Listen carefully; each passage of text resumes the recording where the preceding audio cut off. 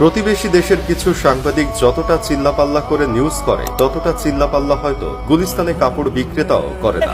আপনার এই যে আপনাকে বলছি এই মুহূর্তে কলকাতায় যারা বসে থাকেন বাবুরা, আওয়ামী লীগের এমপি থাকায় ক্রিকেটার মাশরাফির বাড়িতে ভাঙচুর করে আগুন দিয়েছিল কিছু মানুষ, আর সেটা পাশের দেশের কিউট প্রজাতির কিছু সাংবাদিক প্রচার করেছে লিটন দাসের বাসায় আগুন দেওয়া হয়েছে, তিনি হিন্দু ধর্মের অনুসারী বলে। একটা রেস্টুরেন্টে ভাঙচুর করার ঘটনাকে তারা প্রচার করছে মন্দিরে আগুন দেওয়া হয়েছে। রেস্টুরেন্টটা দেখতে কিছুটা মন্দিরের মতো, তাই বলে কি সত্যতা যাচাই না করে গুজব ছড়িয়ে দিবি? এক ড্রাগ অ্যাডিক্টেড মহিলাকে তার স্বামী গাড়িতে করে রিহ্যাব সেন্টারে নিয়ে যাচ্ছিল, সেটার ভিডিও নিয়ে তারা ছড়িয়ে দিয়েছে যে একজন হিন্দু মেয়েকে মুসলিম ছেলেরা তুলে নিয়ে গিয়েছে, সেনাবাহিনীরা ডাকাত পেটাচ্ছিল, আর তারা সেটার ভিডিও নিয়ে টুইটারে প্রচার করে দিয়েছে বাংলাদেশের সেনাবাহিনীরা হিন্দুদের উপরে অত্যাচার করতেছে।